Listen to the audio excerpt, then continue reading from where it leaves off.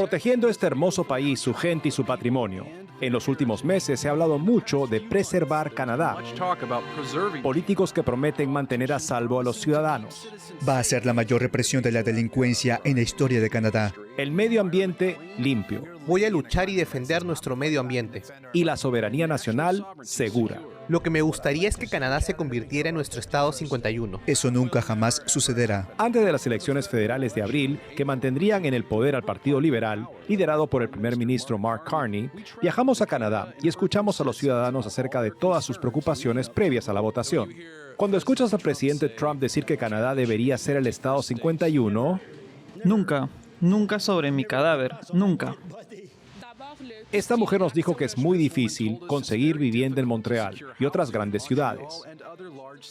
Sí, los alquileres son muy altos. La cuestión del cambio climático. Esa es en realidad la mayor amenaza existencial a largo plazo para nosotros. Y debajo de los diversos problemas había algo más. La gente está preocupada porque creo que no tiene suficiente información de lo que está pasando con las elecciones y en el mundo. Debajo de todo, ¿qué está pasando exactamente en el mundo? ¿Qué hace que la gente en Canadá y más allá se preocupe?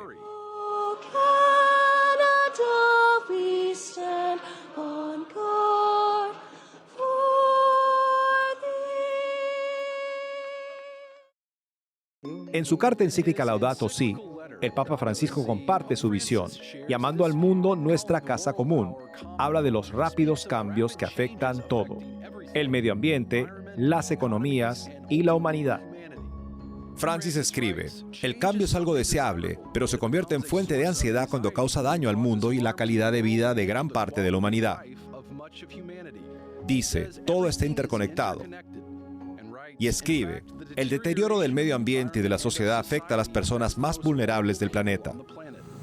Si las elecciones de un país ponen de relieve determinados problemas de la sociedad o no, parece que el Papa Francisco vio lo que es tan inquietante en todo el mundo. Las preocupaciones por la economía o el medio ambiente, si no se atienden, pueden perjudicar a la gente, especialmente a los más vulnerables. El Papa habló. Escribió sobre el clamor de la tierra y el clamor de los pobres. Tras el fallecimiento del Papa Francisco, una semana antes de que el primer ministro Mark Carney se proclamara vencedor en las elecciones federales canadienses, se tomó un tiempo fuera de su campaña para recordar a un papa que tuvo un impacto profundo. Nos pidió que reintegremos los valores humanos en nuestra vida económica. Nos recordó que los mercados no tienen valores, las personas sí. El primer ministro habló de un papa que valoraba la vida humana y pedía cuentas a los poderosos. Fue en muchos aspectos la conciencia del mundo, sin dudar nunca en desafiar a los poderosos en nombre de los vulnerables. Personas de ninguna religión o fe podrían creer en ese principio. Los poderosos deben proteger a los vulnerables. Pero persiste una pregunta alarmante, algo a lo que no respondieron los políticos en campaña. Por mucho que se hable de preservar Canadá y de mantener a todo el mundo a salvo, ¿por qué no se protege a las personas más vulnerables?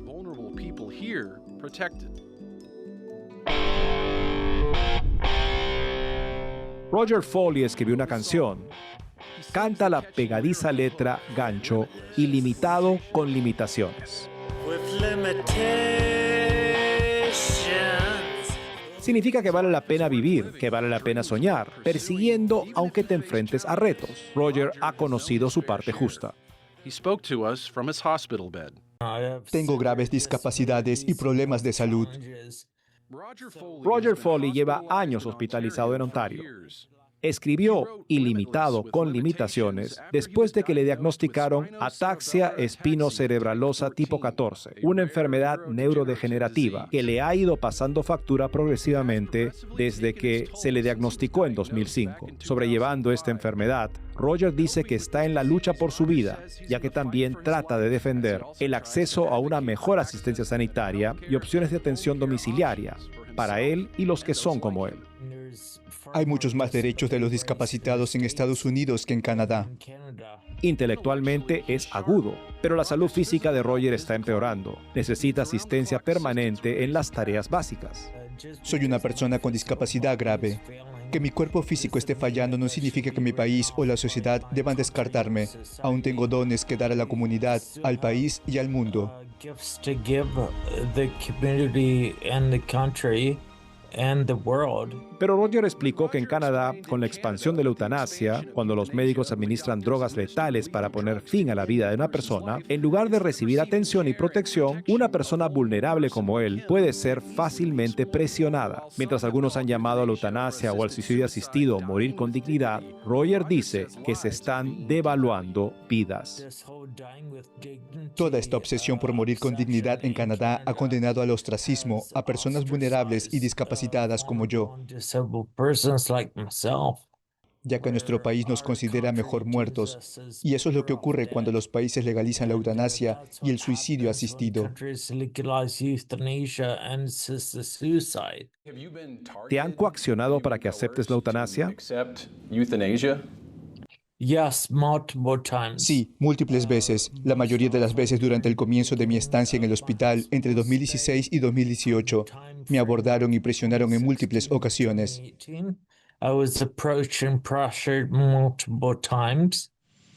En 2016, Canadá aprobó una ley que legaliza la eutanasia. Se trata de uno de los textos legislativos más importantes que vamos a tratar. Se acuñó la frase asistencia médica para morir. Este proyecto de ley nos llevará por una pendiente resbaladiza. Se ha ampliado cada vez más y tal y como está actualmente, las personas con enfermedades mentales serán incluidas en 2027. Alex Schadenberg es director ejecutivo de la Coalición para la Prevención de la Eutanasia. Dice que la asistencia médica para morir se ha hecho accesible a un grupo más amplio de personas vulnerables. Hemos visto todos estos casos diferentes de personas discapacitadas que viven en la pobreza, personas con dificultades para recibir tratamiento médico, problemas de vivienda que mueren por eutanasia.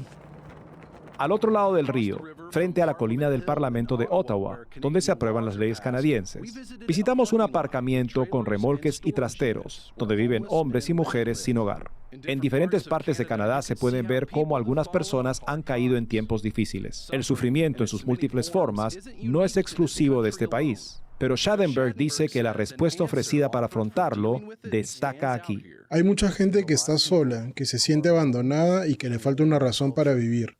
La respuesta a esta situación no es matarlos, pero eso es a lo que hemos llegado en nuestro país. Al lobby de la eutanasia no le gustaba este término, no les gustaba la palabra homicidio, no les gusta la expresión suicidio asistido, no les gusta decir suicidio, todos son términos negativos. Querían algo positivo, así que se les ocurrió la expresión asistencia médica para morir, y por supuesto es mentira. No se trata de asistencia para morir, se trata de matar gente. Incluso las Naciones Unidas han expresado su extrema preocupación por la expansión de esta propuesta. Una comisión de la ONU ha pedido la derogación de parte de la ley, alegando su repercusión en las personas vulnerables, incluidas las discapacitadas. Lo que hace la eutanasia y el suicidio asistido es indicar a la sociedad que se rinda. Para alguien que piensa que la muerte es una solución al sufrimiento o al dolor, ¿cómo respondes a eso? ¿Es la muerte una solución? No, la muerte no es una solución. Tenemos que entender que todos somos seres humanos, somos frágiles. A menudo olvidamos lo valiosos que somos y nuestra propia autoestima. Y eso es algo que nosotros como mundo y como países y comunidades tenemos que unir, que todos somos personas y solo porque una persona sea menos capaz que otra, no debería ser rechazada.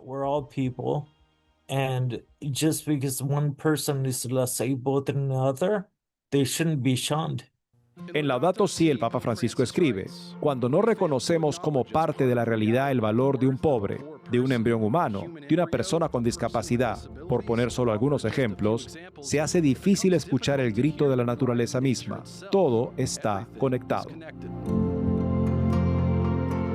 La provincia canadiense de Manitoba ofrece una gran variedad de paisajes pintorescos, desde frondosos bosques hasta la tundra ártica. Estos zorros llaman a la región su hogar y se pueden ver sus cachorros en la primavera. David y Jasmina Forrest viven en Winnipeg, Manitoba, con sus 5 hijos. Antes de que Sebastian naciera, el doctor les dio noticias preocupantes. Le diagnosticaron problemas médicos cuando estaba embarazada. Preguntó el médico, ¿querían abortar a su hijo?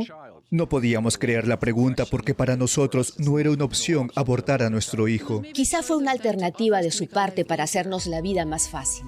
Quitarle la vida a Sebastian no era una solución. Nació. Tenía 20 meses y le hicieron un trasplante de hígado, intestino y riñón. Tenía cáncer. 20 años después de esa época de su vida, ahora sin cáncer, conocimos a Sebastian. Mis hobbies, me gusta mucho el hockey, también soy músico, toco un poco el piano y el clarinete. Soy un gran fan de los superhéroes. Ese es otro pasatiempo, los cómics. Sebastian estudia en universidad, multimedia y comunicación. Quiere ser diseñador y crear historias inspiradoras. Todo el mundo tiene una vida por la que merece la pena vivir. Compartió una de sus animaciones sobre un superhéroe que supera los retos de la vida. El personaje principal que he creado, en cierto modo, soy como él porque he pasado por cirugías, múltiples apuros.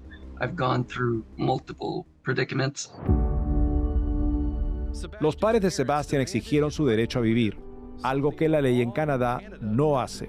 En Canadá hay cero protección legal para los niños en el vientre materno. Sin restricciones, aborto a la carta. Matthew Wojciechowski es vicepresidente de la coalición Campaña por la Vida. El grupo aboga por los niños antes de nacer. Meath Gaivney es la coordinadora de difusión juvenil. Tenemos que cambiar el corazón de los votantes. Esto nos lleva a las recientes elecciones federales canadienses y las cosas que no recibieron atención.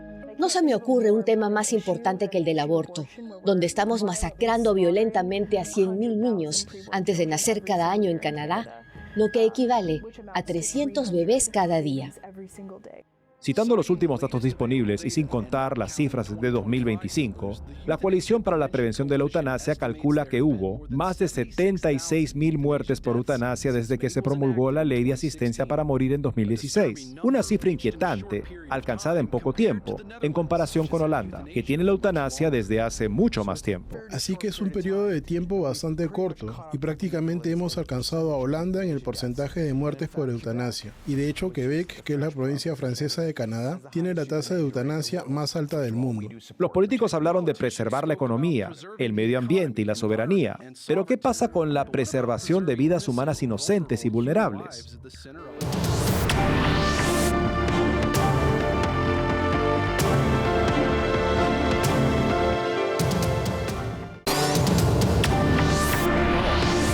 Cabe destacar que ninguno de los principales partidos políticos habló de restringir el aborto o la eutanasia.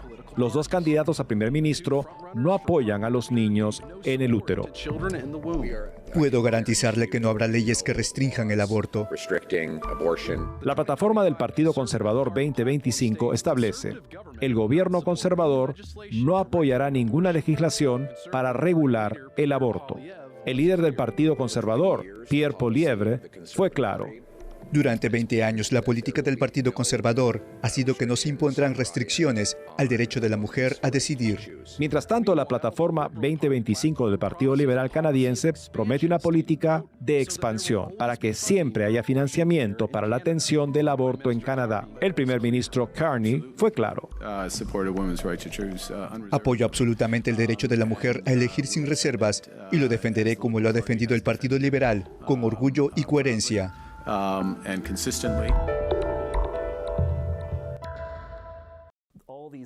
Todos estos líderes, ninguno de ellos está dispuesto a defender el derecho a la vida. Carney, Poilievre y otros enmarcan el aborto como el derecho de la mujer a elegir. Teniendo esta obligación con mi propio hijo, es difícil imaginar toda esa decisión. Maeve Gainey estaba embarazada con una niña cuando hablamos con ella. Compartió esta perspectiva. Es difícil imaginarme eligiendo el aborto en estas circunstancias, acabar con la vida de mi hija de una forma violenta. Cuando estás embarazada tienes mucha obligación hacia tu hijo y eres su cuidadora del alma, responsable de su vida, independientemente de lo que esté pasando en la tuya, circunstancias que estés viviendo. Los defensores dicen que hay algunos diputados pro vida en el Partido Conservador, pero el líder se niega a dirigir el partido en una dirección pro vida, por miedo a que sea un tema perdedor. En los últimos 10 años han tenido 3 elecciones, estas serán las terceras, y han perdido. Tal vez sea un tema ganador, quizás deberían inclinarse por esto porque les guste o no, una gran parte de los conservadores es pro vida. Nos pusimos en contacto con más de 30 diputados conservadores aparentemente pro vida. Ninguno aceptó hablar en público sobre el aborto, y a medida que la ley de asistencia para la muerte se hace más accesible a más canadienses, falta liderazgo político para oponerse, y se necesita eso en forma urgente. Son los liberales los que han promovido la eutanasia una y otra vez, los que han hablado de ampliar la eutanasia a los niños. Esta es la realidad. ¿Los conservadores darían marcha atrás para mejorar las cosas? No lo sé. Would they reverse things and make things better? I don't know. Roger dice que es difícil decir que la ley de asistencia para morir es una elección libre, no solo porque se impone a los pacientes, sino también porque cree que el gobierno debería ofrecer mejores opciones. ¿Por qué no hay una opción de servicios para vivir como mejoras reales en el acceso a cuidados paliativos a domicilio? En este momento, para los votantes que quieren apoyar firmemente a los no nacidos y proteger a los presionados para la eutanasia, no hay opciones viables. Un pequeño partido intenta marcar la diferencia, defiende con orgullo la vida inocente. Lo somos desde 1986, cuando se registró el partido. Rod Taylor lidera el partido de la herencia cristiana. No tiene diputados en el Parlamento, pero intenta influir en la política a pequeña escala y se basa en principios. ¿Qué tiene que pasar en Canadá para cambiar la cultura política? Necesitamos un reavivamiento, que las masas de canadienses tomen conciencia de que no estamos aquí por accidente, sino por un propósito divino. Dios creó el mundo y todo lo que hay en él, nos creó a su imagen. La herencia cristiana proporciona una cosa que los otros partidos principales no: un reconocimiento de lo divino, que Dios es el autor de la vida. En Laudato Si, el Papa Francisco escribe: hoy, en vista del bien común, es urgente que la política y la economía entablen un diálogo franco al servicio de la vida, especialmente de la vida humana. Taylor cree que para algunos votantes, el valor de la vida humana fue una idea tardía en las recientes elecciones. Muchos de ellos piensan que al menos podemos arreglar la economía y quizá más tarde podamos ocuparnos de estas cuestiones sociales. No, no va a funcionar así. Si básicamente violamos los principios de Dios, Él no bendecirá nuestra tierra y eso incluye la economía. No podemos separar la economía del valor de la vida humana. Lo que dijo Taylor: no podemos separar la economía del valor de la vida humana. Nos pide que reintegremos los valores humanos en nuestra vida económica. Suena muy parecido a lo que dijo el primer ministro Carney cuando citó al Papa Francisco. Nos recordó que los mercados no tienen valores, las personas sí, sin dudar nunca en desafiar a los poderosos en nombre de los vulnerables. Pero Carney, católico practicante, que dice seguir la inspiración del Papa Francisco, está rechazando una parte fundamental del mensaje.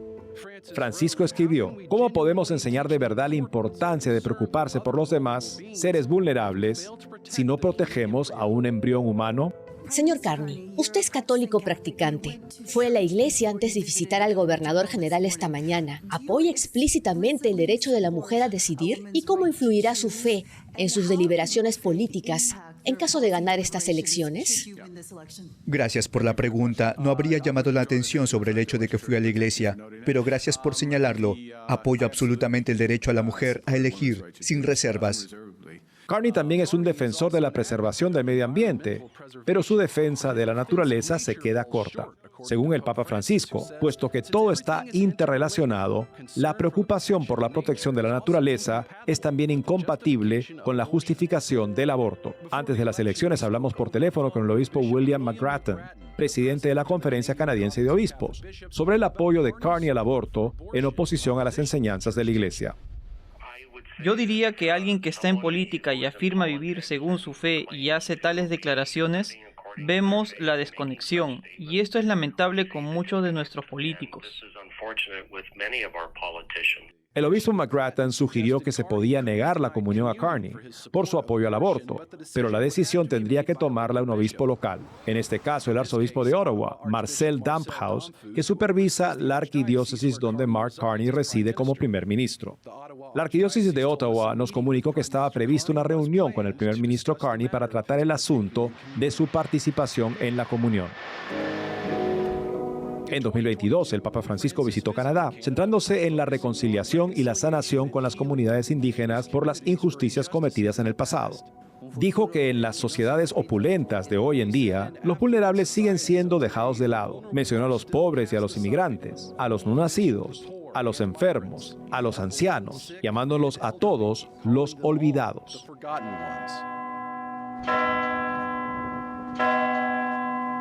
Aunque las cosas cambiaran en la política canadiense, las acciones del gobierno no pueden hacer mucho en la sociedad. Preservar la vida de esta nación será un esfuerzo conjunto. El catolicismo siempre ha proclamado el carácter sagrado de la vida humana y la ha defendido con firmeza, desde la concepción hasta la muerte natural. El suicidio asistido, la eutanasia, la ayuda médica para morir, como usted dice, es una parodia. Nunca debería haberse llevado a cabo. En declaraciones a EWTN News, el cardenal Frank Leo, arzobispo de Toronto, afirma que la iglesia luchó con uñas y dientes contra la aprobación del suicidio asistido y ahora espera ofrecer una alternativa solidaria a quienes se encuentran al final de la vida. Estamos ayudando a la gente a darse cuenta de que la única alternativa son los cuidados paliativos, por lo que hay un programa maravilloso que a través de la Conferencia Episcopal hace unos años estamos promoviendo, Horizontes de Esperanza. Por muchas razones la eutanasia, el suicidio asistido, no es la respuesta. El cardenal Leo comparte la esperanza de Cristo, de la cual se hace eco el Evangelio, y de la Iglesia, que debe extenderse a la sociedad. El Señor ha venido para que tengamos vida y vida en abundancia, Juan 10:10, uno de mis pasajes favoritos, para vivir la vida en abundancia aquí, mientras viajamos por la tierra, y luego entrar en la vida eterna, la vida abundante en el cielo. Pero mientras estamos aquí, en medio de las tentaciones que nos rodean, podemos mantenernos firmes en nuestra fe, proclamando el Evangelio de la vida y la civilización del amor, que está tanto al comienzo de la vida en el vientre materno, como al final de la vida, cuando las personas son tan vulnerables.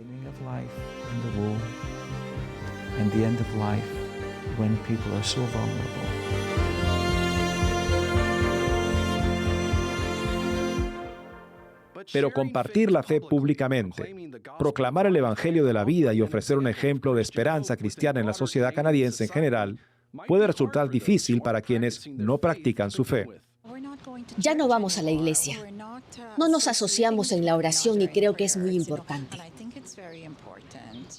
Cardus, un think tank cristiano de Ottawa, investigó este tema, ofreciendo una instantánea espiritual de Canadá. Los canadienses que practican y hacen pública su fe, los comprometidos religiosamente, solo representan el 16% de la población total. El 19% son fieles privados. Mientras tanto, el 47% de los canadienses se consideran espiritualmente inseguros y el 19% no son religiosos. La gente no expresa realmente su fe abiertamente, públicamente, y menos los católicos, que es un gran desafío para la Iglesia. ¿Por qué? Un diácono, Andrew Bennett, ordenado en la Iglesia Greco-Católica ucraniana, anima a los católicos a volver a la Iglesia y a la riqueza de la fe, donde pueden nutrirse de los sacramentos, incluida la Eucaristía, y de la confesión. Siendo fortalecidos, entonces estarán preparados para salir firmes en su identidad. Siempre debemos ser católicos en primer lugar en la plaza pública y no miembros de un partido concreto o que abrazan una ideología partidista particular. Nuestro bautismo es lo primero. En la plaza pública de Ottawa conocimos a Sean, un canadiense que lleva una biografía de Abraham Lincoln y se interesa por los derechos humanos. Y está empezando a ver el valor de la religión. Estamos tan desconectados como personas que creo que las instituciones religiosas son un gran recurso para volver a unir a la gente como comunidades. No es católico, pero ha estado visitando la catedral, pasando tiempo allí. Quiero decir que no he sido bautizado ni nada, soy nuevo en esto. A medida que te haces mayor y empiezas a perder familiares aquí y allá, te das cuenta de que no eres invencible como creías cuando eras adolescente, así que empiezas a plantearte ese tipo de cuestiones. Preguntas sobre este tipo de cosas esas grandes cosas, como el sentido de la vida y la muerte, y qué significa ser humano, La gente lo ve y dice, bueno, yo no soy una persona vulnerable, así que no se trata de mí, pero todos somos vulnerables. Como seres humanos, todos entramos en situaciones en las que nos volvemos vulnerables. La persona que somos hoy no va a ser la persona que seremos dentro de 5 años. Envejecemos, enfermamos, sufrimos accidentes, tenemos discapacidades. We have disabilities.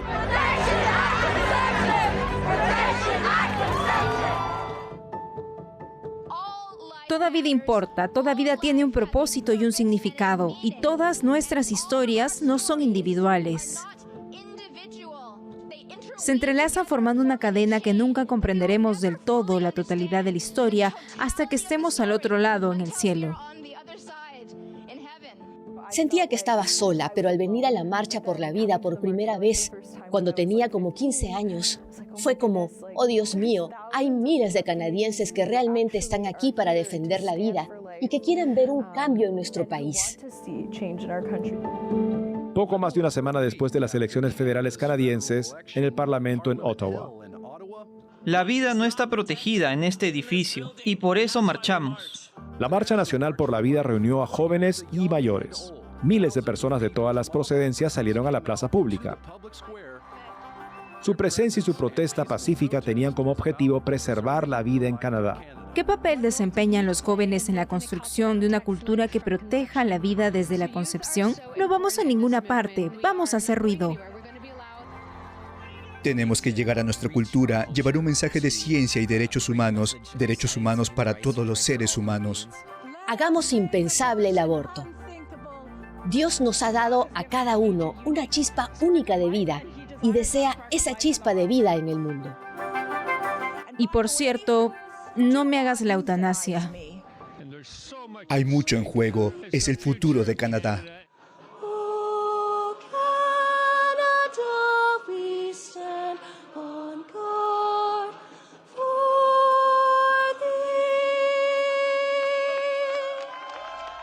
Hemos dejado de comprender lo que significa ser un ser humano. Y una vez que añades el asesinato, nos hemos convertido en personas vulnerables. Tristemente, todos estamos en riesgo. Todos lo estamos. Then sadly, we're all at risk. Every single one of us are.